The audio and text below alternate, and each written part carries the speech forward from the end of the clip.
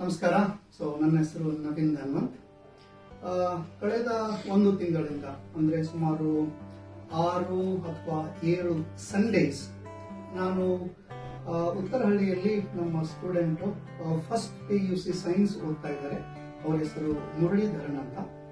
ಇವ್ರಿಗೆ memory and study method ಅಂತಕ್ಕಂಥ ಒಂದು ಸ್ಪೆಷಲ್ ಪ್ರೋಗ್ರಾಮ್ ನಾನು ಅವ್ರಿಗೆ ಕಂಡಕ್ಟ್ ಮಾಡಿದೆ.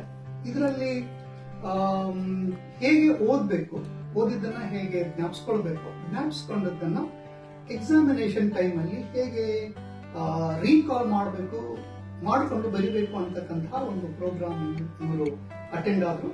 ಎಸ್ಪೆಷಲಿ ಇದರಲ್ಲಿ ನಾವು ಬಯಾಲಜಿ ಅಂತ ತಗೊಂಡಾಗ ಮಕ್ಕಳು ತುಂಬಾ ಡಿಫಿಕಲ್ಟಿ ಫೇಸ್ ಮಾಡ್ತಾರೆ. ಹಾಗಾಗಿ how to remember and recall ಅಂತಕ್ಕಂಥ ಹಲವಾರು ಟೆಕ್ನಿಕ್ಸ್ ಗಳನ್ನ ನಾನು ಅವ್ರಿಗೆ ಹೇಳ್ಕೊಟ್ಟಿದ್ದೀನಿ. ಜೊತೆಗೆ ಸ್ಟಡಿ ಮೆಥಡ್ ಕೂಡ ಹೇಳ್ಕೊಟ್ಟಿದ್ದೀನಿ. ಹಾಗಾಗಿ ಈ ಒಂದು ಮೆಥಡ್ ಅನ್ನ ಅರ್ಥ ಮಾಡಿಕೊಂಡ್ರೆ definitely each student can recall what ever they are study.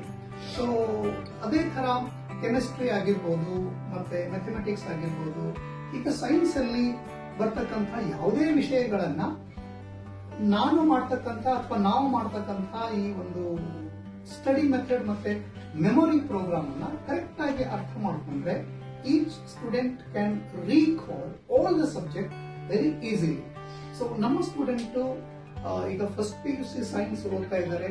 ಅದ್ರ ಜೊತೆಗೇನೆ ನೀಟ್ ಎಕ್ಸಾಮ್ ಕೂಡ ಪ್ರಿಪರೇಷನ್ ಅನ್ನ ಮಾಡ್ತಾ ಇದ್ದಾರೆ.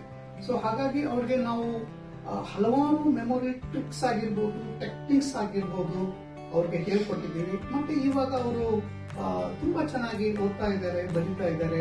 And then he feels that study is very easy. Science ಓದುವಂಥದ್ದು ತುಂಬಾ ಈಸಿ ಆಗಿದೆ ಅಂತಕ್ಕಂಥ ಅಭಿಪ್ರಾಯ ಅವ್ರದ್ದು. ಹಾಗಾಗಿ ಬನ್ನಿ ಸ್ನೇಹಿತರೆ, ನಮ್ಮ ಸ್ಟೂಡೆಂಟ್ ಏನು ಒಂದು 6 ಅಥವಾ 7 ಸಂಡೇ ಅಥವಾ ಏನು ಅವರು ನಮ್ಮ ಕೋರ್ಸ್ ಅಟೆಂಡ್ ಆಗಿದ್ದಾರೆ, ಅವ್ರ ಕಡೆಯಿಂದ ತಿಳ್ಕೊಳ್ಳೋಣ ಈ ಕೋರ್ಸ್ ಎಷ್ಟು ಎಫೆಕ್ಟಿವ್ ಆಗಿದೆ, ಹೇಗೆ ಅವ್ರಿಗೆ ಉಪಯುಕ್ತವಾಗಿದೆ ಅಂತ ನಮ್ಮ ಸ್ಟೂಡೆಂಟ್ ಕಡೆಯಿಂದಾನೆ ಕೇಳೋಣ. Muralidhar, please be on stage. Muralidharan, ನಾನು ಫಸ್ಟ್ PUC ನಲ್ಲಿ ಓದ್ತಿದ್ದೀನಿ. ನನ್ನ ಕಾಲೇಜ್ ಬಂದು SMRB PU ಕಾಲೇಜ್. ನಾನು ತಗೊಂಡಿರೋ course PCMB NEET integrated.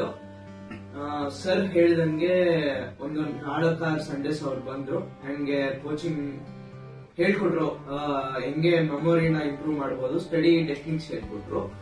First ಕೆಲವೊಂದು ಸ್ಟಡಿ ಟಿಪ್ಸ್ ಅನ್ನ ಕೊಟ್ರು, ಹೇಗೆ ಓದಕ್ ಶುರು ಮಾಡ್ಬೇಕಂತ. ಫಸ್ಟ್ ಪ್ಯಾರಾಗ್ರಾಫ್ ವೈಸ್ ಬರಿಬೇಕಂತ ಹೇಳಿದ್ರು, ಅದರಲ್ಲಿ ಕೀವರ್ಡ್ಸ್ ನ ನೋಟ್ ಮಾಡ್ಬೇಕಂತ ಹೇಳಿದ್ರು. ಅದಾದ್ಮೇಲೆ ಒಂದು ½ an hour ಆದ್ಮೇಲೆ ಒಂದು 5 to 7 minutes ಅದನ್ನ ರೀಕಾಲ್ ಮಾಡ್ಬೇಕಂತಾನು ಹೇಳಿದ್ರು. ಅದಾದ್ಮೇಲೆ ಪರ್ಟಿಕ್ಯುಲರ್ ಸಬ್ಜೆಕ್ಟ್ ಗೆ ಹೇಗೆ ಏನೇನ್ ಮಾಡ್ಬೇಕಂತಾನು ಹೇಳ್ಕೊಟ್ರು. For example physics, chemistry, biology ಏನ್ ಹೇಳಿದ್ರು ಅಂದ್ರೆ ಫಸ್ಟ್ ಬೇಸಿಕ್ಸ್ ಇಂದ, ಮೀನ್ಸ್ ನೀವು ಫಿಫ್ತ್ ಸ್ಟ್ಯಾಂಡರ್ಡ್ ಇಂದ ಏನೇನು ಓದಿದ್ರು ಅದನ್ನೆಲ್ಲ ಫಸ್ಟ್ ಕಲ್ತ್ಕೊಳ್ಳಿ.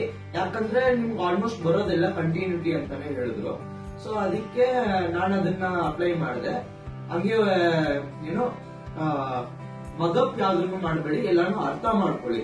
ಮೇನ್ ಪಾಯಿಂಟ್ ಏನ್ ಹೇಳಿದ್ರು ಅಂದ್ರೆ ಹೇಳ್ಕೊಡೋದನ್ನ ವಿಜುವಲೈಸ್ ಮಾಡ್ಕೊಳ್ಳಿ. ಯಾಕಂದ್ರೆ ನಿಮ್ಗೆ ನಾರ್ಮಲ್ ಆಗಿ ಹೇಳೋ ಒಂದು ವಿಷಯ ಮರ್ತೋಗ್ಬಿಡ್ತೀರ, ಅದನ್ನೇ ನೀವು ವಿಜುವಲೈಸ್ ಮಾಡಿದ್ರೆ ನಿಮ್ಗೆ ಅದು ಮೆಮೊರಿಯಲ್ಲಿರುತ್ತೆ.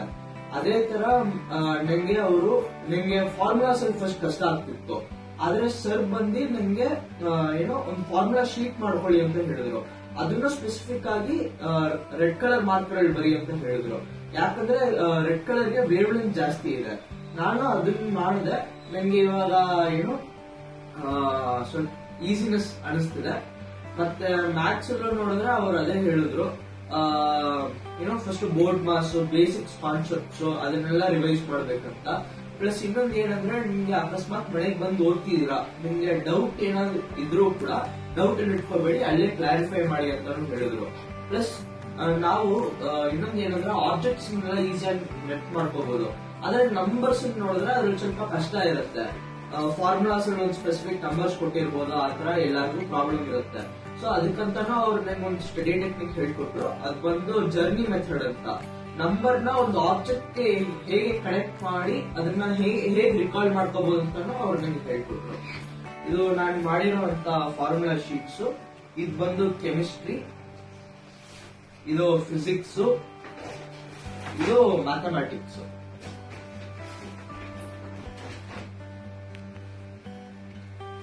ಇಷ್ಟು ಕ್ಲಾಸ್ ಆದ್ಮೇಲೆ ನಂಗೆ ಆಲ್ಮೋಸ್ಟ್ ಸ್ಟಡೀಸ್ ಸ್ವಲ್ಪ ಈಸಿ ಆಗಿದೆ. ನಂಗೂ ಏನು ಬಹಳ ಒಳ್ಳೆ ವಿಚಾರಗಳನ್ನ ತಿಳ್ಕೊಂಡೆ.